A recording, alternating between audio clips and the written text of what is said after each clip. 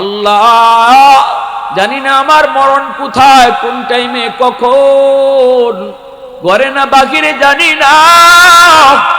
কত সন্তান মার কাছ থেকে, বাবার কাছ থেকে বিদায় নিয়ে ঘর থেকে বের হয়, আর বাপ মার কাছে ফিরে আসে না। কত বাবা সন্তানের কাছ থেকে বিদায় নিয়ে বের হয়, আর সন্তানের কাছে ফিরে না। যুবক চোখের পানিটা ফেলায় যদি কয়, মালিক ভুল করেছি, আর করব না, আল্লাহ কয় কইতে দেরি, আমি তার পিছনের জীবনের সব গুনাহ মাফ করে দিতে দেরি করব না। এজন্যই তো আল্লাহর নবী কয়, তাইবু মিনাজ যামবি কামান লা যামবালা। তওবাকারীর তওবাকে আল্লাহ এমন ভাবে কবুল করে নেয়, তার আমলনামার ভিতরে আর কোনো গুনাহই থাকে না, একদম নিষ্পাপ হয়ে যায়, একদম মাসুম হয়ে যায়। তওবাকারীর আমলনামায় কোনো গুনাহ থাকে না, খালি নেকি আর নেকি। শুধু নেকি কেমনে হলো? কই গুনাহগুলোকে আল্লাহ নেকি দ্বারা পাল্টায় দেয়। ইল্লা মান তাবা ওয়া আমানা ওয়া আমিলা আমালান সালিহা ফাউলাইকা ইউবাদদিলুল্লাহু সাইয়্যাতিহিম হাসানাত ওয়া কানাল্লাহু গফুরার রহিমা। আল্লাহ কই তওবাকারীর তওবার কারণে আমি আল্লাহ তার গুনাহ যদি পাহাড় পরিমাণ হয়, এই পাহাড় পরিমাণ গুনাহকে পাহাড় পরিমাণ নেকি বানায়া দেই। আল্লাহু আকবার, জোরে কও। সাগর পরিমাণ গুনাহ যদি হয়, তওবার কারণে আল্লাহ পাক সাগর পরিমাণ নেকি বানায়া দেয়। এজন্য তওবাকারীকে আল্লাহ এত মায়া করে। অন্যত্র আল্লাহ কয়, ইন্নাল্লাহা ইউহিব্বুত তাওয়াবিন ওয়া ইউহিব্বুল মুতাতাহহিরিন। তওবাকারীর মহব্বতের কথা আল্লাহ আগে আনছে, মুতাতাহহিরিনকে আল্লাহ ভালোবাসে কথাটা পরে নিছে। এর দ্বারা আল্লাহ বুঝাইল, যার জীবনে কোনো গুনাহই হয় না তারও আল্লাহ ভালো পায়, কিন্তু যে গুনাহ করার পর আল্লাহর কাছে কান্নাকাটি করে তারে আল্লাহ বেশি ভালো পায়। যেরকম সুবহানাল্লাহ। ইল্লাল্লাযীনা আমানু ওয়া আমিলুস সালিহাত ফালাহুম আজরুন গায়রু মামনুন। আল্লাহ পাক বলেন, কিন্তু এই মানুষগুলি যারা যৌবনে ইবাদত ঠিকমতো করছে, আল্লাহ পাকের গোলামি ঠিকমতো করলো, যে যুবক যৌবনে আল্লাহকে মানলো, যৌবনে সে মসজিদে 5 ওয়াক্ত নামাজ পড়লো, যৌবনে বাপ মার সেবা করলো, যৌবনে মুরব্বীদেরকে সম্মান করলো, যৌবনকালে যেই যুবক মুখে দাড়ি রাখলো, যৌবনে যেই যুবক গুনাহ থেকে নিজেরে বাঁচায় রাখলো, আল্লাহ বলেন ওই যুবক বৃদ্ধ বয়সে যখন বয়স বেশি হওয়ার কারণে সব আমল পারবে না, আমি আল্লাহ তার যৌবনের সবগুলি আমল বুড়া বয়সে জারি রেখে দিব। 5 ওয়াক্ত নামাজ তুমি ঠিক মতো মসজিদে আদায় করেছো, গায়ে যতদিন তোমার শক্তি ছিল যুবক, আল্লাহর ঘর মসজিদে যায় জামাতে তুমি নামাজ আদায় করেছো, এইবার তোমার গায়ে আল্লাহ পাক শক্তি কেড়ে নিয়েছে, তোমাকে আল্লাহ নিজে বৃদ্ধ বানিয়ে দিছে। মানুষ নিজে নিজে কোনোদিন বৃদ্ধ হয় না, বৃদ্ধ বানায় কে? একটু জোরে বলেন কে? মানুষের হাতে যদি বৃদ্ধ হওয়া থাকতো তাহলে দুনিয়ার কোনো মানুষ বুড়া হইতো না, সবাই জোয়ান থাকতে চাইতো। আল্লাহ তারে বুড়া বানিয়ে দিয়েছেন, বৃদ্ধ বানিয়ে দিয়েছেন, গায়ের শক্তি আল্লাহ কেড়ে নিয়েছেন। এইবার সে মসজিদে যাইতে ভয় পায়, মাথা ঘুরায়, শরীর ঘুরায়, পায়ে ব্যথা, কোমরে ব্যথা। আল্লাহর ঘর মসজিদে যায় জামাতে নামাজ পড়তে তার ভয় হয়। শরী উজুরের কারণে যখন সে ঘরে নামাজ আদায় করে নিবে, শরীয়ত তারে বলবে তোমার মসজিদে যাওয়ার প্রয়োজন নাই, এই অবস্থায় তুমি ঘরে নামাজ পড়ো। অসুস্থ হয়েছো তুমি, এমন অসুস্থ, মসজিদে যাওয়ার মতো তোমার অবস্থা নাই রে যুবক, ঘরে তুমি নামাজ আদায় করেছো। আল্লাহ ফেরেশতাদেরকে বলবেন, ফেরেশতারা শুন, আমার বান্দা যদিও ঘরে নামাজ আদায় করেছে, তবুও তার আমল নামায় তোমরা ঘরের নামাজের সওয়াব না, বরং মসজিদে জামাতে নামাজ পড়লে যে সওয়াব হইতো ওই সওয়াব তার আমল নামায় তুলে দাও। কারণ হলো আমি আল্লাহ তারে বৃদ্ধ বানাইছি, নিজে নিজে বৃদ্ধ হয় নাই।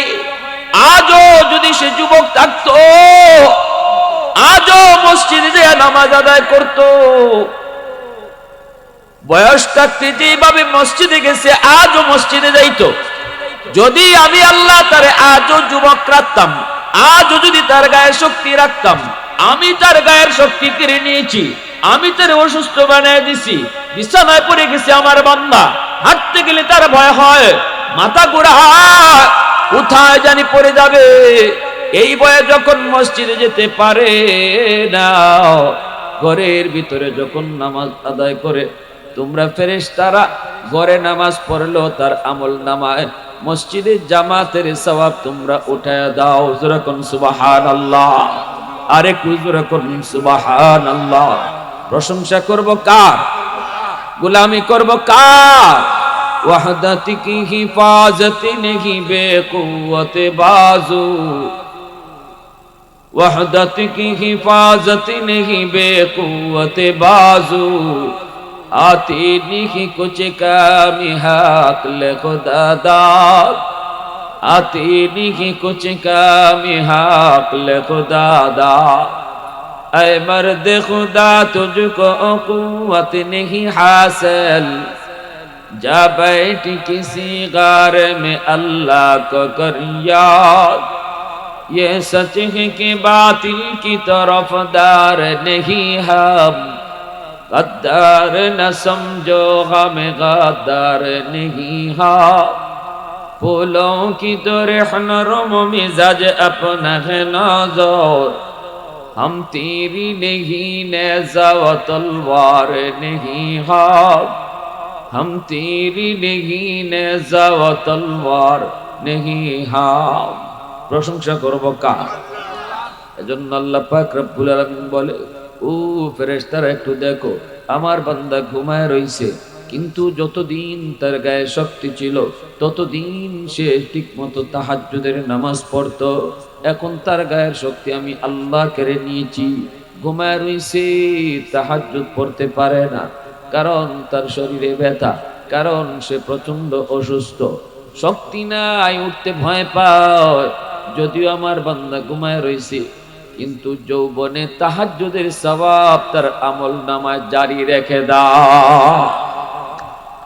ঘুমায় থাকবি আল্লাহর গোলাম, ঘুমায় থাকবি, তবুও তার আমল নামায় তাহাজ্জুদের সওয়াব আল্লাহ উঠায় দিবে। কোন সময়ের যুবক?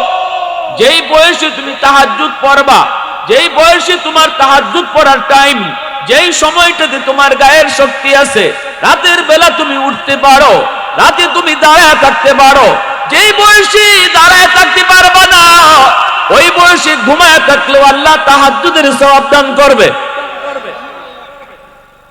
আজ তোমার চোখে পাওয়ার নাই, যেই সময় তোমার চোখে পাওয়ার ছিল, আমি আল্লাহর কোরআন তুমি তেলাওয়াত করেছো, মাগরিবের পরে তুমি সূরা ওয়াকিয়া তেলাওয়াত করেছো, ফজরের পরে সূরা ইয়াসিন তুমি তেলাওয়াত করেছো, আমি আল্লাহ তোমার চোখে পাওয়ার দিয়ে রাখছিলাম, তখন তুমি কোরআন ঠিকমতো আদায় করেছো, দাইমি ভাবে কোরআন তেলাওয়াত তুমি আমল করেছো।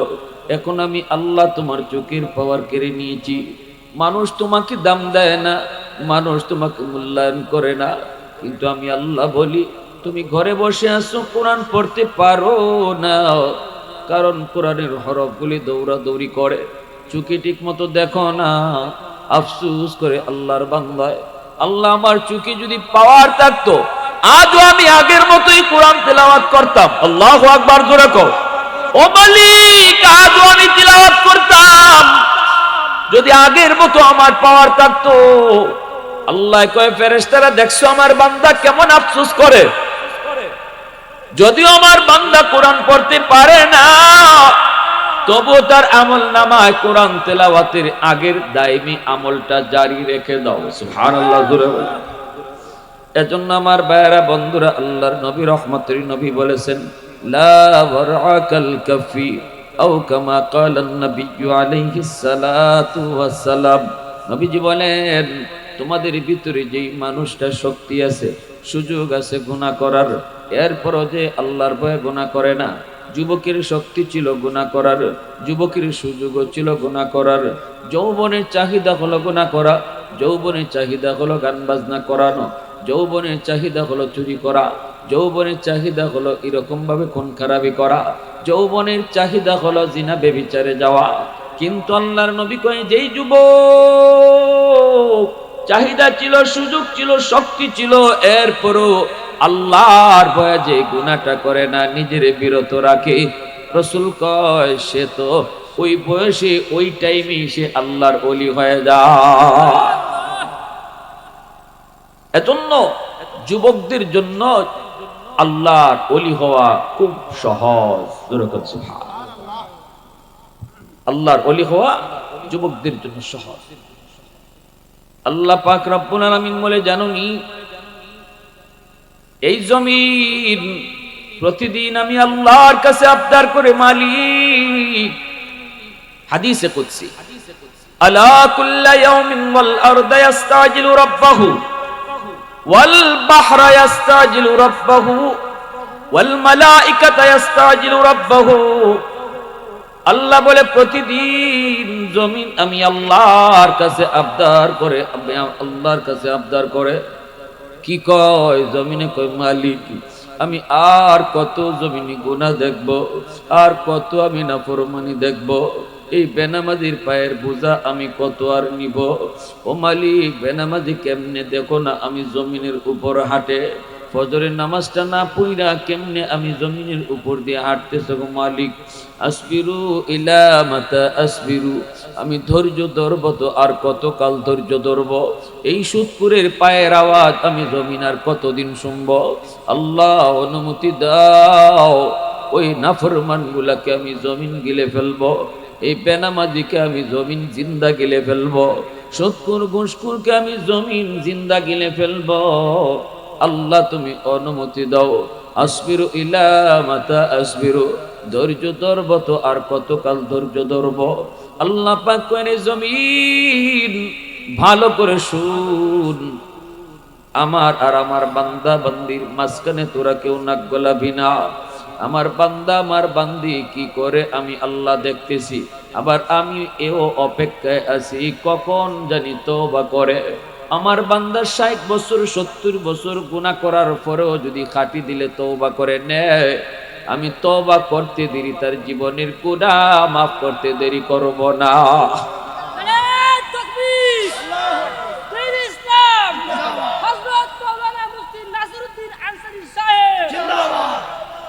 আল্লাহ পাক কই, শুধু জমিন নয়, ওয়াল বাহরা ইস্তাজিলু রাব্বাহু, সাগর মহাসাগর গুলি আল্লাহর কাছে আবদার করে, ও মালিক, কক্সবাজার সমুদ্র সৈকতের পারে গিয়া কত যুবক কত যুবতী গুনাহ করে, কত যুবক কত যুবতী গুনার আয়োজন করে, সাগরের পানিটা তাকায় তাকায় দেখে, সাগরের পানি সব গুনাহগুলি দেখতেছে।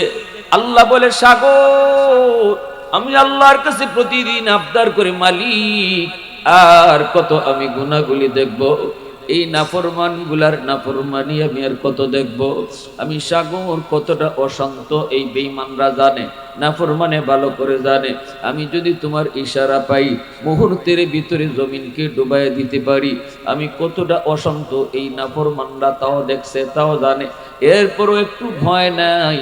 আমি সাগরের পারে আইসা কেমন গুনাহটা করে গো আল্লাহ, অনুমতি দাও। আমি সাগর আর কত গুনাহ দেখব, আমি পানি আর কত নাফরমানি দেখব, অনুমতি দাও। জমিনটারে আমি ডুবাইয়া দেই, নাফরমান গুলাকে আমি ডুবাইয়া দেই, এই নাপাক জমিনটারে আমি পাক বানায় দেই, মুহূর্তের ভিতরে জমিন পাক বানায় দিব। আল্লাহ একটু ইশারা দাও, একটু ইশারা দাও। আল্লাহ পাক তখন সাগর মহাসাগর কেউ দমক দেয়, এই সাগর থাম, আমার আর আমার বান্দা বান্দির মাঝখানে তোরা নাক গোলাবি না। আমার বান্দা আমি তারে বানাইছি, আমার বান্দারে আমি আল্লাহ বানাইছি। আল্লাহ করি জমিন ভালো করে শুন, আমি আল্লাহ এই মানুষ জাতিকে কেন নগদ ধরি না জাননি? কারণ এই মানুষকে আমি আল্লাহ সবচেয়ে আদর করে বানাইছি। আসমান আল্লাহ বানাইতে আল্লাহ হাত লাগাই নেই, জমিন বানাইতো আল্লাহ তার হাত লাগাই নেই, ফেরেশতা বানাইতো আল্লাহ তার হাত লাগাই নেই। আসমান বানাইতে আল্লাহ কইছে কুন ফায়াকুন, জমিন হয়ে গেছে, আল্লাহ কে আসমান হও, আসমান হয়ে গেছে। জমিন বানাইতে আল্লাহ কইছে কুন ফায়াকুন, জমিন হও, হয়ে গেছে। ফেরেশতা বানাইতে আল্লাহ বলছে কুন হও ফায়াকুন, ফেরেশতা হয়ে গেছে। কিন্তু মানুষ, এই মানুষ বানাইতে আমি আল্লাহ কোন বইলা বানাই নাই। এ জাননি জমিন, এ সাগর মহাসাগর জাননি, এই মানুষ বানাইতে আমি আল্লাহ কেমনে বানাইছি? আসমান জমিনের মতো নয়, ফেরেশতার মতো নয়, জান্নাত জাহান্নামের মতো নয়। মানুষ বানাইতে আমি বলছি খালাকতু বিয়াদাইয়া, এই মানুষকে আমি আমার নিজের হাত লাগায়া বানাইছি। কারণ এই চেহারার মধ্যে তো দামি কপাল, এই কপালটা আমি বানাইছি আমার সেজদার জন্য। সুবহানাল্লাহ। মানুষের কপাল আমি বানাইছি আমি আল্লাহর কদমে সেজদা দেওয়ার জন্য। অতএব এই কপালটা ফেরেশতাদের হাতে বানাইলে হয় না, এই কপালটা আদেশ দিয়া বানাইলে হয় না, এই কপালটা আমি নিজের হাতে বানাইছি। অতএব আমার যেই বান্দা বান্দির এত আদর, এত মায়া, এত আদর করে যে মানুষ বানাইলাম, ওই মানুষের ব্যাপারে তোরা কথা বলবি না। আল্লাহু আকবার, জোরে কও। আমি আল্লাহ অপেক্ষায় আছি, কোথায় জানি কোন টাইমে আমার বান্দা ওয়াজ মাহফিলে যায় বয়, চোখের পানিটা ফেলে, আমি আল্লাহর কাছে কয় মালিক ভুল করেছি জীবনে, আর ভুল করব না গো আল্লাহ। যৌবনে দেখেছি কত যুবক যৌবনে কবরে চলে গেল, দেখেছি বন্ধু কবরে চলে গেল, দেখেছি খেলার সাথীও কবরে চলে গেল। কত আশা ছিল তাদের তওবা করবে, নামাজ পড়বে, গুনাহ ছাড়বে, কিন্তু জীবনে আর সেই সুযোগটা তাদের হয় নাই। আল্লাহ জানি না আমার মরণ কোথায়, কোন টাইমে, কখন, ঘরে না বাহিরে জানি না। কত সন্তান মার কাছ থেকে, বাবার কাছ থেকে বিদায় নিয়ে ঘর থেকে বের হয়, আর বাপ মার কাছে ফিরে আসে না। কত বাবা সন্তানের কাছ থেকে বিদায় নিয়ে বের হয়, আর সন্তানের কাছে ফিরে না। যুবক চোখের পানিটা ফেলায় যদি কয় মালিক ভুল করেছি, আর করব না, আল্লাহ কয় কইতে দেরি, আমি তার পিছনের জীবনের সব গুনাহ মাফ করে দিতে দেরি করব না। এজন্যই তো আল্লাহর নবী কয় তাইবু মিনাদ যামবি কামান লা যামবালা, তওবাকারীর তওবাকে আল্লাহ এমন ভাবে কবুল করে নেয়, তার আমলনামার ভিতরে আর কোনো গুনাহই থাকে না, একদম নিষ্পাপ হয়ে যায়, একদম মাসুম হয়ে যায়। তওবাকারীর আমলনামায় কোনো গুনাহ থাকে না, খালি নেকি আর নেকি। শুধু নেকি কেমনে হলো? কই গুনাহগুলোকে আল্লাহ নেকি দ্বারা পাল্টায় দেয়। ইল্লা মান তাবা ওয়া আমানা ওয়া আমিলা আমালান সালিহা ফাউলাইকা ইউবাদদিলুল্লাহু সাইয়্যাতিহিম হাসানাত ওয়া কানাল্লাহু গফুরার রহিমা। আল্লাহ কই তওবাকারীর তওবার কারণে আমি আল্লাহ তার গুনাহ যদি পাহাড় পরিমাণ হয়, এই পাহাড় পরিমাণ গুনাহকে পাহাড় পরিমাণ নেকি বানায়া দেই। আল্লাহু আকবার, জোরে কও। সাগর পরিমাণ গুনাহ যদি হয়, তওবার কারণে আল্লাহ পাক সাগর পরিমাণ নেকি বানায়া দেয়। এজন্য তওবাকারীকে আল্লাহ এত মায়া করে। অন্যত্র আল্লাহ কয় ইন্নাল্লাহা ইউহিব্বুত তাওয়াবিন ওয়া ইউহিব্বুল মুতাতাহহিরিন। তওবাকারীর মহব্বতের কথা আল্লাহ আগে আনছে, মুতাতাহহিরিনকে আল্লাহ ভালোবাসে কথাটা পরে নিছে। এর দ্বারা আল্লাহ বুঝাইলো যার জীবনে কোনো গুনাহই হয় না তারও আল্লাহ ভালো পায়, কিন্তু যে গুনাহ করার পর আল্লাহর কাছে কান্নাকাটি করে তারে আল্লাহ বেশি ভালো পায়। যেরকম সুবহানাল্লাহ। ভাইয়ের আমার, এজন্য আল্লাহ পাক রব্বুল আলামিন কয়, এরে জমিন জানোনি, চার দল যতদিন জমিনে থাকবে ততদিন আমি জমিন টিকায় রাখবো। আসমানি জমিনি গজব থেকে জমিনকে বাঁচায় রাখবো। যতদিন জমিনের মধ্যে চার দল থাকবে, আওয়াজ দিয়া বলেন কয় দল? আরো জোরে বলেন কয় দল? লাউলা মাশাইখু রুক্কা ওয়াশ শাবাবু খুশা ওয়াল আতফালু রুদ্দা ওয়াল আনআমু রুত্তা লাজআলতুস সামাআ হাদিদা ওয়াল আরদা খাফসাফা ওয়াত তুরাবা রামাদা ওয়ামা আনজালতু মিনাস সামাই কাতরা ওয়ামা আমবাততু মিনাল আরদি নাবাতা বাল আনজালতু আলাইকুমুল আযাবা সাব্বা। আল্লাহ পাক রব্বুল আলামিন বলতেছে, এরে জমিন ভালো করে শুন, যতদিন পর্যন্ত জমিনে চার দল থাকবে, এক নাম্বার হলো এই জমিনের ভিতরে আমি আল্লাহ যখন দেখি আমার কিছু বৃদ্ধ বান্দা বান্দি চুলদারি তাদের সাদা হয়ে গেছে, কোমরে তাদের ব্যথা, হাঁটুতে তার ব্যথা, রুকু করতে তার বড় কষ্ট হয়, সেজদা দিতে তার কষ্ট হয়, দাঁড়ায় থাকতে তার বড় কষ্ট হয়, রুকু করতে গেলে মনে হয় যেন পায়ের রগটা ছিঁড়ে যায়, সাজদায় গেলে মনে হয় কোমরের রগটা তার ছিঁড়ে যায়। আল্লাহ কই আমি যখন দেখি আমার কিছু বয়স্ক বান্দা বান্দি কষ্ট হয়, এরপরও আমি আল্লাহকে সেজদা দেয়, ওই সেজদার দিকে তাকাইলে এই জমিনের প্রতি আমার মায়া লেগে যায়। ওয়াশবাবু খুশা, আল্লাহ পাক ওই দ্বিতীয় দল হলো ওই যুবক, যেই যুবক যৌবনে পাগলামি করে না। আল্লাহ পাক ওই যেই যুবককে আমি আল্লাহ দেখি যৌবনে সে পাগলামি করে না, যৌবনে গুনার কাজে যায় না, তার যৌবনে পাগলা গুড়ার লাগাম টেনে ধরে, যৌবনটারে কন্ট্রোল করে রাখে, যেদিকে খুশি ওই দিকে, এই দিকে গেলে আমার আল্লাহ নারাজ না খুশি। যদি দেখি আমার আল্লাহ নারাজ, যুবক ওই দিকে যায় না, বন্ধুরা ডাকলেও সে এই দিকে যায় না, কখনো গান বাজনার আয়োজন করে না, করে যদি ওয়াজ মাহফিলের আয়োজন করে। যেই যুবককে যৌবনে আমি আল্লাহ দেখি বাপ মার সেবা করে, মুরব্বীদের সম্মান করে, উলামায়ে কেরামকে তাজিম করে, যেই যুবককে আমি আল্লাহ দেখি রাতের অন্ধকারেও গুনাহ করে না, সুযোগ ছিল ক্ষমতা ছিল এরপরও সে গুনাহ করে না, দিলের ভিতরে আমি আল্লাহর প্রেম জমায়া দেয়, ওই যুবকের কলিজার দিকে যখন আমি আল্লাহ তাকাই, তখন এই জমিনের প্রতি আমার মায়া লেগে যায়। নতুবা এই জমিনে যেই পরিমাণ গুনাহ হয়, যেই পরিমাণ অত্যাচার হয়, যেই পরিমাণ জুলুম হয়, যেই পরিমাণ নাফরমানি হয়, আজকে আলমপুর গ্রামে যদি আপনারা তালাশ করেন, জরিপ করেন, তাহলে দেখবেন আলমপুর গ্রাম জুড়ে যদি জরিপ করা হয়, নামাজীর সংখ্যা কম হবে, বেনামাজীর সংখ্যা বেশি হবে, ঠিক না? গ্রাম জরিপ করলে বেনামাজির সংখ্যা বেশি, বাজার জরিপ করলে বাজারেও বেনামাজির সংখ্যা বেশি, অফিসে জরিপ করলে অফিসে বেনামাজির সংখ্যা বেশি, ঘরে জরিপ করলে ঘরেও বেনামাজির সংখ্যা বেশি। আল্লাহ পাক কয় এতগুলা বেনামাজি, এতগুলি নাফরমানের নাফরমানি আসমানি গজব টেনে আনে, জমিনি গজব টেনে আনে। কিন্তু আমি যখন তাকে দেখি ওই আলমপুর গ্রামে কিছু যুবক না যৌবনে পাগলামি করে না, ওয়াজ মাহফিল আয়োজন করায়, মা ভক্ত বাবা ভক্ত, না তাদেরকে যৌবনে মসজিদে পাওয়া যায়, রমজানে রোজা রাখতে দেখা যায়।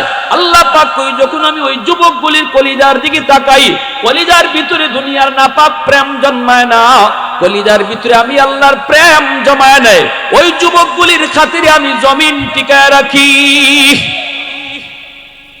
ইন্না রহমতি সাবাকাত আলা গজবি, তখনই আমার রহমত গজবের আগে দৌড়ায় চলে যায়। গজব আসতেছে মানুষের গুনার কারণে, বেনামাজির কারণে গজব আসে, কিন্তু ওই যুবকগুলার খাতিরে আমার রহমত গজবের আগে চলে যায়। ওয়াল আতফালু রুদ্দা, 3 নম্বরে আল্লাহ পাক বলে, রে জমিন জাননি, এই জমিনের ভিতরে কিছু শিশু বাচ্চা আছে, ওই শিশু বাচ্চাগুলোর কোনো দোষ নেই, কোনো অন্যায় নেই, কোনো অপরাধ নেই। গুনাহ যদি করছে এই বাচ্চাটার মায় করছে, বাপে করছে, গুনাহ যদি করছে তার বড় ভাই করছে, বোনে করছে, শিশু বাচ্চাটার তো কোনো দোষ নেই, কোনো অন্যায় নেই, তার বাপ মার গুনার কারণে গজব আসতে চায়, গজব ধেয়ে আসতেছে, বাপ মার গুনার কারণে, ভাই বোনের গুনার কারণে গজব ধেয়ে আসতেছে। কিন্তু আমি আল্লাহ যখন দেখি ওই গজবের ভিতরে শিশু বাচ্চাটাও পইরা যায়, অথচ শিশু বাচ্চাটার কোনো দোষ নাই, তার কোনো গুনাহ নাই, তখনই আমার রহমতকে আমি আল্লাহ ছেড়ে দিই, রহমত গজবের আগে চলে আসে। এজন্য অহেতুক শিশু বাচ্চাদেরকে মারবেন না, কষ্ট দিবেন না। আমার মতো নাফরমানরে আল্লাহ আসমানি জমিনে গজব দিয়ে শেষ করে দিত, আমার মতো নাফরমানরে আল্লাহ রিজিক বন্ধ করে শেষ করে দিত, কিন্তু রিজিক দিয়া বাঁচায় রাখছে ওই শিশু বাচ্চাটার উসিলায়। যেরকম সুবহানাল্লাহ।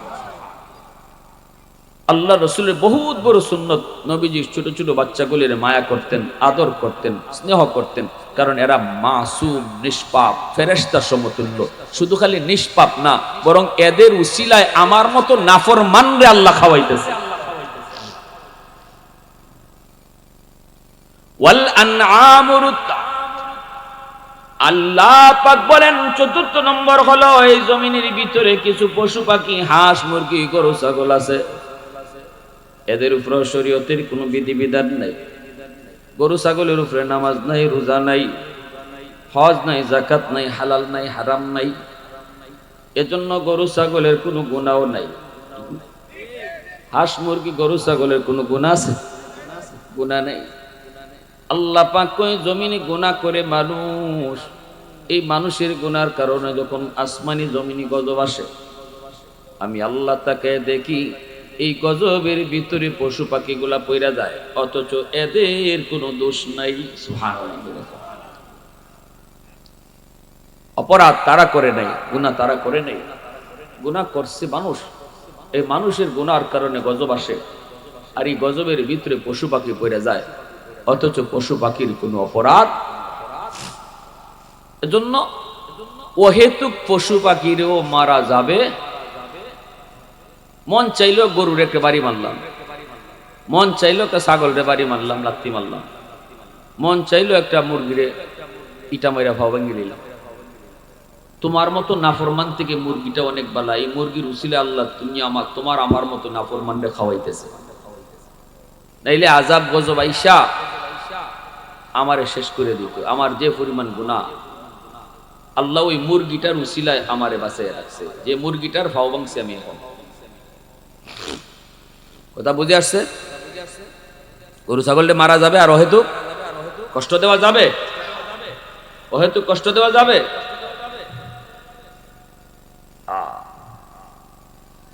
এজন্য আল্লাহ পাক রব্বুল আলামিন কয়, শুনো, একদল হইল ওই বৃদ্ধ মানুষ যারা বুড়া বয়স, আমি আল্লাহর কদমে সেজদা দেয়, টুকটুক টুকটুক করে করে মসজিদে লাঠি বোর্ড দিয়ে আইতেছে। বয়স হয়ে গেছে গা, লাঠি বোর্ড দিয়ে মসজিদে আইতেছে। আল্লাহকে আমারই বান্দার এই কষ্ট কইরা এই আস্তে আস্তে আইটা বুঝা হইয়া লাঠি বোর্ড দিয়ে যে মসজিদে আইতেছে, তার এই আওয়ানটা দেখি আমি আল্লাহর এই জমিনের প্রতি মায়া লাগে। আর কই যুবক, যে যুবক যৌবনে তার বন্ধুর মতো সেও গুনার কাজে যাওয়ার কথা, সেও তার যৌবনের চাহিদা তারও আছে। নায়িকার যুবক মানেই তার যৌবনের চাহিদা আছে, এরপরও যেই যুবক তার চাহিদাটাকে কন্ট্রোল করে, কার ভয়ে? জোরে বলো। আমি রাতের অন্ধকারে সুযোগ পেয়েছি, কিন্তু না দেখলেও দেখেন কে? জোরে বলেন, কেউ না দেখলেও দেখেন কে? যেই যুবক এই চিন্তা করে কেউ না দেখলেও দেখেন আমার আল্লাহ। ইউসুফ নবীকে যখন জুলাইখা নিয়ে ভিতরে ঢুকায় দিল, 7টা গেটের ভিতরে নিয়ে ঢুকায় দিল, এইবার 7টা গেটের মধ্যে বড় বড় তালা ঝুলাই দিল। তালাগুলার চাবিটা জুলাইখার ফেসের মধ্যে, কুসের মধ্যে। চাবি নিয়ে তো ইউসুফ নবী তিনি নিতেও পারবেন না, চাবিটা নিজের আয়ত্তে রাখছে। 7টা গেটের ভিতরে ঢুকাইয়া খাস কামরায় নিয়ে ইউসুফ নবীর ডাক দিয়া কয়, ইউসুফ, আমার মনের ইচ্ছে তুমি পূরণ করো। নাউজুবিল্লাহ। ইউসুফ নবীকে, মাআদাল্লাহ, আমি আল্লাহর আশ্রয় চাই, অসম্ভব, এটা সম্ভব না, আল্লাহ তুমি আমারে বাঁচাও। জুলাইখা কই, ইউসুফ, কেউ দেখবে না, 7 গেটের ভিতরে খাস কামরা, তুমি আর আমি খালি, আর কেউ নাই। ইউসুফ নবী কয়, কেউ না থাকলেও তোমার আমার সাথে আর একজন আছে। জুলাইখা কয়, হে, আবার কেডা? তুমি আর আমি তো, আর কেডা? ইউসুফ নবী কয়, তিনি আমার মালিক, তিনি আমার আল্লাহ।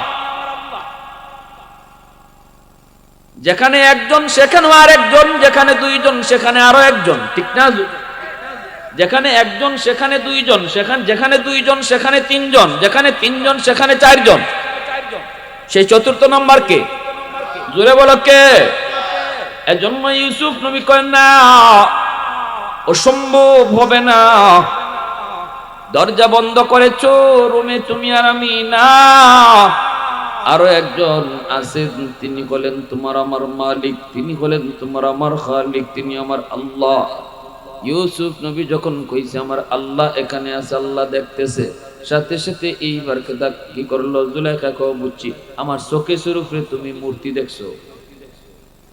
ও চোখে সুরুফে আমার যে মূর্তি, আমার দেবতা, ওই দেবতায় দেখতেছে। আচ্ছা নাও তো এটারও মুখ দিয়ে কাপড় দিয়ে ডেকে নিন। জুলাইখা কাপড় দিয়া চকেশের উপরে যে একটা ছোট মূর্তি রাখছিল, এটা কাপড় দিয়ে ডাকিয়ে লিছে, এটাকে দেখো ভগবানের মুখ ওটা কেলিছে। এখন তো আর দেখতো না, এখন তো তুমি আর আমি। ইউসুফ নবী কয় এরে বোকা, এ নির্বুধ। ইউসুফ নবী তখন কয় জুলাইখা তুমি তোমার খোদার মুখ ডাকতে পারো কাপড় দিয়া, কিন্তু আমি যারে খোদা কই আমার মালিকের মুখ ডাকার ক্ষমতা কারো নাই, ঠিক না? কাপড় দিয়ে আল্লাহর মুখ ডাকা সম্ভব? হ্যাঁ। জুলাইখা কয় এত কিছু বুঝি না। এর আগে ওমর রাদিয়াল্লাহু তাআলা একটা ঘটনা ডাকলেন, তোমার মরুভূমি দেখেছেন এক যুবক ছাগল রাখালি করে। হযরত ওমর যায় কইতেন, যুবক এতগুলা ছাগল তোমার, একটা ছাগল বিক্রি করে নাও, আমার কাছে নগদ কিছু টাকা আছে, কিছু টাকা পাইবা। যুবক কয় মালিক আমি না, আমি রাখাল, মালিক আরেকজন। ওমর নিজের পরিচয় দিলেন না, মুসাফিরের বেশে বলতেছেন, আরে বেটা তোর মালিক কি সাথে আইছে, একটা ছাগল বিক্রি করে দে, কিছু টাকা তোর পকেটে যাবে। হয়তো তোমার উদ্দেশ্য হইল এই যুবকের কলিজায় আল্লাহর ভয় কেমন আছে এটা পরীক্ষা করা। যুবক কয় মুসাফির আমার মালিক বড় চালাক, ঘর থেকে বের করার সময় গুন্না গুন্না গুন্না গুন্না বের করে, ঢুকাইবার সময় আবার গুন্না গুন্না ঢুকায়। অতএব একটা ছাগল যদি কম হয় মালিক টের পেয়ে যাবে। এই কথা বলতেই হযরত ওমর বলতেছে, যুবক একটা ছাগল যদি তোমার মালিক কম পায় তখন তুমি বলবা কাদ আকাল্লাহু যিব, বাঘে খেয়ে ফেলেছে। এই কথা বলতেই যুবক কয় মুসাফির তোমার কথাটা সুন্দর ঠিক, এই কথা যদি আমি বলি তাহলে আমার মালিক 100% বিশ্বাস করবে, কারণ আমি জীবনে কোনোদিন মিথ্যা বলি নাই। আমার মালিক জানে আমি মিথ্যা কথা কই না, যদি কই বাগে খাইলিছে 100% বিশ্বাস করবে। কিন্তু মুসাফির তুমি আমাকে বলো দুনিয়ার মালিকরে আমি ধোঁকা দিলাম, ফাআইনাল্লাহ, আমি আমার আল্লাহরে কোথায় রাখলাম? আল্লাহু আকবার জোরে কও। দুনিয়ার মালিকরে আমি ধোঁকা দিলাম, আসমানের মালিকরে কই রাখলাম? আসমানের মালিকরে তো আর ধোঁকা দেওয়া যায় না। যেই মাত্র কইছে ফাআইনাল্লাহ ফাআইনাল্লাহ, সাথে সাথে হযরত ওমর দৌড় দিয়া তারে বুকে জড়ায় কান্না শুরু করে দিছে। ওমর কান্দের কই, যুবক আয় আমার বুকে আয়, আমি একটু পরীক্ষা করেছিলাম রে যুবক, আমি হলাম অর্ধ পৃথিবীর বাদশা খলিফাতুল মুসলিমিন ওমর। আমি পরীক্ষা করতে এসেছি আমার রাজ্যের যুবকদের কলিজায় আল্লাহর ভয় কেমন আছে। পরীক্ষায় তুমি জিপিএ 5 পাইয়া পাস করেছো, আয় আমার বুকে আয়। হযরত ওমর সারা জীবন ওই যুবকের কথাটাকে তসবির মতো জপতেন, তসবির মতো। আল্লাহ আল্লাহ সুবহানাল্লাহ আল্লাহু আকবার যেইভাবে আমরা জপি, হযরত ওমর ফারুক রাদিয়াল্লাহু তাআলা আনহু জীবনভর ওই যুবকের ফাআইনাল্লাহ কথাটা তিনি তসবির মতো জপতেন। ফাআইনাল্লাহ ফাআইনাল্লাহ ফাআইনাল্লাহ, দরজা বন্ধ করেছি, মানুষের চোখ ফাঁকি দিয়েছি, আমার আল্লাহরে কই রাখলাম। পানির নিচে গেলাম, দুনিয়ার মানুষে ফাঁকি দিলাম, আমার আল্লাহরে কই রাখলাম। আমি দোকানের মাল চুরি করলাম, মানুষের চোখে ফাঁকি দিলাম, আল্লাহরে কই রাখলাম। ফ্যাক্টরির কাগজ হিসাব কিতাব লিখতে যেয়ে আমি কলমের কলম দিয়া আমার মালিকরে আমি ধোঁকা দিলাম। ফাআইনাল্লাহ, আমি আমার আল্লাহরে কই রাখলাম। এজন্য হযরত ওমর ওই যুবকের ফাআইনাল্লাহ কথাটা তিনি তসবির মতো সারা জীবন জপতেন। আল্লাহু আকবার। फारूक तेरा नाम से इस्लाम रहेगा, फारूक तेरा नाम से इस्लाम रहेगा, दुनिया की अदालत में तेरा नाम रहेगा, दुनिया की अदालत में तेरा नाम रहेगा, सिद्दीक तेरा नाम से इस्लाम रहेगा, दुनिया की सदाकत में तेरा नाम रहेगा, दुनिया की सदाकत में तेरा नाम रहेगा। मुसलमाনের আওয়াজে বলো আল্লাহু আকবার। তাহলে কি বুঝলাম? আল্লাহ পাক এই যে হযরত ইউসুফ আলাইহিস সালাম জুলাইখা কয় দেখো আল্লাহর মুখ ডেকে লিছি, ইউসুফ নবীকে আমার আল্লাহর মুখ ডাকা যায় না। জুলাইখা কয় এত কিছু বুঝি না, মনের ইচ্ছা পূরণ করো। আল্লাহর নবী এবার কি করবেন? দরজা তো বন্ধ, তালা দেওয়া। চিন্তা করতেছেন আল্লাহ কেমনে আমি এই গুনাহ থেকে নিজেরে বাঁচাই, তবে সাধ্য যদ্দূর আছে আমার এদ্দূর আমি করব চেষ্টা, বাকিটা তুমি পূরণ করবে। আসসাইয়ু মিন্নি ওয়াল ইতিমামু মিনাল্লাহ।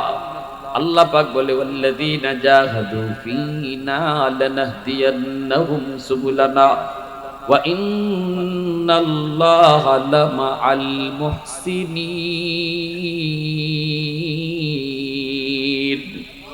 আল্লাহ পাক কয় তোমার যতদূর সাধ্য আছে তুমি চেষ্টা করো, যেখানে গিয়ে আটকে যাইবাই এখান থেকে আমি আল্লাহ তোমারে ভার করব। আরো জোরে কোন সুবহানাল্লাহ। আমার আপনার কাম হইলো দৌড় দেওয়া, আটকে গেলি গিয়া ভার করবো কেডায়? জোরে কই। আমরা যদি এটা মনে করি না আমার দ্বারা পর্দা করা সম্ভবই না, না না না সম্ভবই না, তাহলে তোমার দ্বারা সম্ভব হইতোই না। আর তুমি যদি মনে করো সম্ভব হইতো না কেন, আল্লাহ তো এমন কোন আদেশ করছেন না যেটা আমার পক্ষে সম্ভব না। মানুষ যেটা পারতো না এমন কোন কাজের আদেশই আল্লাহ করছে না, তাহলে আমি পারতাম না কেন? আমি একদম আল্লাহরে খুশি কইরা চলা পারতাম না কেন? চেষ্টা করে আগাও। আল্লাহ কয় দেখতেছো তুমি সামনে রাস্তা বন্ধ, গাড়ি লইয়া যাইতে পারতাই না, দুই ভাই গাছ রাস্তা বন্ধ করে লইছে, দূর থেকে ইরমতি দেখা যায়। সোজা রাস্তা দিয়ে আপনি গাড়ি নিয়ে যাইবা বা আটবা, দেখবা ওই দূরে রাস্তার দুই পাশে যে গাছ আছে এই গাছের রাস্তা বন্ধ করে লইছে, রাস্তা নাই। এখন আপনি দূর থেকে যদি মনে করেন আরে আমি কই যাইতেছি, রাস্তা দি নাই, তে আর যাওয়া ওইতই না জীবনও। আর যদি মনে করেন রাস্তা বন্ধ না আছে এটা পরে, আগে আমার যাওয়া আমি যাই, ঠিক কিনা? তখন সামনে আগবাইবা দেখবা রাস্তা রাস্তার জায়গা, গাছ ও গাছের জায়গা, ঠিক না? গাছ কোনো রাস্তা যাইছে না, গাছ গাছের জায়গা। তুই আজকে যদি জান গে আর যাওয়া হইতো না। এজন্য আল্লাহ কয় তুমিও আমি আল্লাহরে মানবাই, মানার নিয়ত কইরা আটা শুরু করো, পর্দা করবাই পুরা প্রতিজ্ঞা কইরা তুমি পর্দার করার মতো চলা শুরু করো। যেখানে আটকে যাবা দেখবা আমি আল্লাহ এটা আসান করে দিয়েছি, ঠিক কিনা ভাই? আমরা তো হিম্মত হারাইলে। এজন্য শরীয়ত কয় আল হিম্মাতু হিয়া ইসমুল আযম। ইসমে আযম গুস্তই না, হিম্মতটাই হলো ইসমে আযম। এজন্য আমার ভাই এটা শক্তি, এটা পাওয়ার, প্রতিজ্ঞা এটা একটা পাওয়ার, এটা একটা অস্ত্র। কর্ম আমি ইনশাআল্লাহ, আল্লাহ এটার মধ্যে তখন মজবুতি দান করবে। এজন্য আমার ভাইরা বন্ধুরা জন্য বলছিলাম আল্লাহ পাক ওই চার দল যদি জমিনে না থাকতো লাজালতুস সামাআ হাদিদা। এবার আল্লাহ পাকের গুসার কথা শুনেন, আল্লাহ কি জাত গুসা দেখাইতেছে, আল্লাহ কি জাত গুসা দেখাইতেছে এবার শুনেন। আল্লাহ পাক এইবার কয় ওই চার দল জমিনে যদি না থাকতো, ওই যুবকগুলি যেই যুবকগুলি আমি আল্লাহকে ডরায়া ডরায়া ডরায়া দুনিয়ায় চলে, ওই যুবকগুলি যেই যুবক যৌবনে মা বাবার সেবা করে, ওলামায়ে কেরামের তাজিম করে, ওলামায়ে কেরামের তাজিম করে, আলেম ওলামার সাথে চলে, এমনি ভাবে যেই যুবকগুলি যৌবনে দাওয়াত ও তাবলীগের সাথে জড়িত হয়, আল্লাহওয়ালাদের সোহবতে যায়, শায়েখে কাতিয়ার সোহবতে যায়, নাজিম শাহ হুজুরের সোহবতে যায়। আমার অত্যন্ত ছোট্ট কাল থেকে যেই হুজুর আমাকে আদর করে করে বড় করছেন, আমার হাতে কলমে যিনি লেখাপড়া শিখিয়েছেন, আজকে আমার সেই উস্তাদ আমার পাশে বসা, আমার দিলটা পাশান। আল্লাহর কাছে শুধু দোয়া করি হুজুরের জন্য, আল্লাহ হুজুরের নেক হায়াত আল্লাহ বাড়ায় দিন। হুজুরের মেহনত আর মহব্বত আর আন্তরিকতা না থাকলে হয়তো এই পর্যন্ত আমি আসতেই পারতাম। আমার ফ্যামিলিটা একটা জেনারেল ফ্যামিলি। আমার ফ্যামিলিতে কেউ আলেম নাই, সবাই বড় বড় জেনারেল শিক্ষিত। আমার আব্বাও সরকারি চাকরিজীবী, আমার ভাই আপন ছোট ভাই বর্তমানে সচিব, রানিং উপসচিব, একান্ত সচিব, আইন উপদেষ্টা। এরপরে ছোট ভাইটা ঢাকা ইউনিভার্সিটি থেকে মাস্টার্স কমপ্লিট করে ফ্যামিলি সহ নিউ ইয়র্কে। আত্মীয় স্বজন চাচারা যা সবাই জেনারেল শিক্ষিত। আমারে আব্বা শুধু মাদ্রাসায় দিচ্ছেন, চাচারা বাধা দিচ্ছেন, নিষেধ করছেন মাদ্রাসাত পড়াইও না, মাদ্রাসাত পড়লে খাইবো কেমনি, চলবো কেমনি, পরিবার ভালবো কেমনি, মাদ্রাসাত পড়লে চাকরি নেই বাকরি নেই, কি করব, কত কথা। এরপরে আমার আব্বা কইছেন যে না, আমি বুঝি না, আমি খাদ্যের সাবের সাথে রমজান এতেকাফ করছি সিলেট, আমি দেখছি আল্লাহর ওলির আমল, আমি ওইখানে নিয়ত করছি আমার পুত্র আমি আলেম বানাইতাম। এরপরে কইসলা আমার আব্বা, আমার পুত্রী জিগাও স্কুলে পড়বো না মাদ্রাসাত পড়বো। আমি ছোট মানুষ, চাচারা জিগেছি বাবা কই পড়বা, আমি কিছু এই মাদ্রাসাত পড়বো। আমার আব্বাকে ঠকছেন। এই ফ্যামিলির থেকে যখন খাইতে মাদ্রাসাত ভর্তি হয়েছি, মাদ্রাসার পরিবেশ ভাল লাগে না, স্বাভাবিকভাবে ছোট মানুষ ভাল লাগতেছে না, থাকা খাওয়া সবকিছু আমার কাছে আনইজি লাগতেছে। কত কান্না, কত কান্না। হুজুর তখন নিজের কুলের মধ্যে লইয়া নিজের সন্তানের মতো আমারে রাখছেন, নিজের সন্তানের মতো খাওয়াইছেন, সন্তানের মতো আমারে নিয়ে ঘুমাইছেন।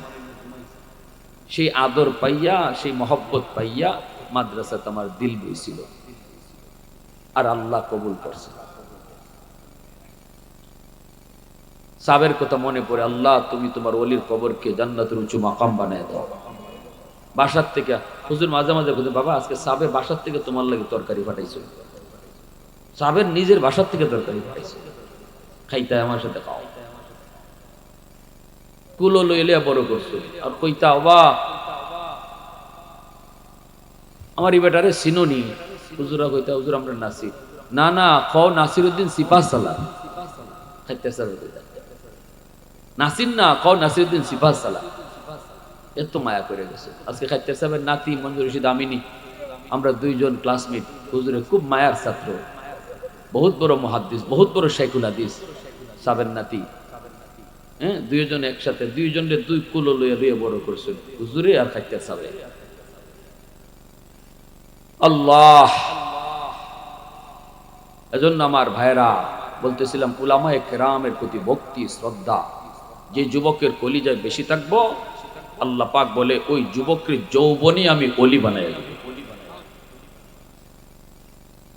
লাজালতুস সামাআ হাদিদা ওয়াল আরদা খাফসাফা। আল্লাহ কয় এই চার দল জমিনে যদি না থাকতো, আসমানকে আমি আল্লাহ লোহা বানায় দিতাম, জমিনটারে আমি তামা বানায় দিতাম। ওয়ামা আনজালতু মিনাস সামাই কাতরা, এক ফোঁটা রহমতের বৃষ্টি জমিনে নাজিল করতাম না। ওয়ামা আম্বাতু মিনাল আরদি নাবাতা, একটা শস্যের দানাও আমি জমিন থেকে আনতু আলাইকুমুল আযাবা সাব্বা, বরং পরপর পরপর জমিনে শুধু আযাব আর গজব নাজিল হইতো। এজন্য বলি যুবক, ওই মানুষগুলি, ওই বৃদ্ধ মানুষগুলি বৃদ্ধ বয়স হোক আল্লাহর কদমে সেজদা দেয়, ওই যুবক যৌবন এখনো আল্লাহরে ডরায়, শুধুমাত্র উলামায়ে কেরামের মেহনতের কারণে, উলামায়ে কেরামের হরকতের কারণে। আজ উলামায়ে কেরাম রাত নাই দিন নাই, সমাজে সমাজে, গ্রামে গ্রামে, শহরে বন্দরে, নদী নয় বন্দর, সর্ব জায়গায় উলামায়ে কেরামের বিচরণ। যুবকের কলিজায় আল্লাহর ভয় রাখছে, ঠিক কিনা জোরে কও। আলাইকুম বিমুজালাসাতিল উলামা ওয়া ইস্তিমাই কালামিল হুকামা ফাইন্নাল্লাহা তাআলা ইউহয়িল কলবাল মাইয়িতা বিনূরিল হিকমা কামা ইউহয়িল আরদাল মাইতাতা বিওয়াবিলিল মাতার। আল্লাহ নবী বলেন, উম্মতের দল, শেষ জমানায় যদি ঈমান বাঁচাইতে চাও, আমার উম্মতের উলামায়ে কেরামের সাথে সম্পর্ক রাইখা চইলো, উলামায়ে কেরামের সাথে মিলেমিশে চইলো। আপনাদের আলমপুর গ্রামের মধ্যে যারাই উলামায়ে কেরাম আছে, যারাই আছে, যারাই পড়তেছে, যারাই ওইতেছে, নবীজি বলেন যদি ফিতনার জমানায় ঈমান বাঁচাইতে চাও আলেমদের সাথে সম্পর্ক রাইখা চইলো, তাদেরকে মহব্বত কইরো, তাদের পরামর্শ নিয়ে চইলো, তাদের সাথে বেয়াদবি কইরো না, সম্মানের দৃষ্টিতে আলেমদেরকে দেখো। রাসূল কয় কেন জানুনি? এ যুবক, তোমার আমার দিল মুর্দা দিল, গুনাহ দেখতে দেখতে গুনাহ শুনতে শুনতে দিল আমাদের মুর্দা হয়ে গেছে, এই মুর্দা দিলকে জিন্দা করা লাগবে। রাসূল কয় আলেমদের সোহবতে গেলে, উলামায়ে কেরামের কথা শুনলে তোমার মুর্দা দিলটারে আল্লাহ জিন্দা বানায় দিবে। যেইভাবে জমিন যখন মরে যায়, এই মরা জমিন বৃষ্টি পাইলে যেমন ভাবে জীবিত হয়, উলামায়ে কেরামের সোহবতে গেলেও তোমার আমার মুর্দা দিলটারে আল্লাহ জিন্দা বানায় দেয়। এজন্য ভাইরা, ফিতনার জমানা চলছে, ফিতনার জমানা। যুবক, যৌবন কালটা আল্লাহর কাছে বড় দামি, ওহেতুক নষ্ট করো না, আলতু ফালতু পোলাপানের সাথে চলবা না। আলেমদের সাথে যৌবন কালটার সম্পর্ক রাখো, আলেমদের সাথে চলো, মাদ্রাসার ছাত্রদের সাথে চলো, মসজিদের ইমাম মুয়াজ্জিন খাদিমের সাথে সম্পর্ক রাখো, তাদের সাথে উঠা বসা করো। কিয়ামতের ময়দানে আল্লাহ পাক এতটুকু উসিলায় বহু মানুষকে আল্লাহ নাজাত দিয়ে দিবে। এতটুকু উসিলায় শুধু আলেমদের প্রতি আমার দিল থেকে মহব্বত ছিল, এই উসিলায় আল্লাহ বহু মানুষকে নাজাত দিয়ে দিবে।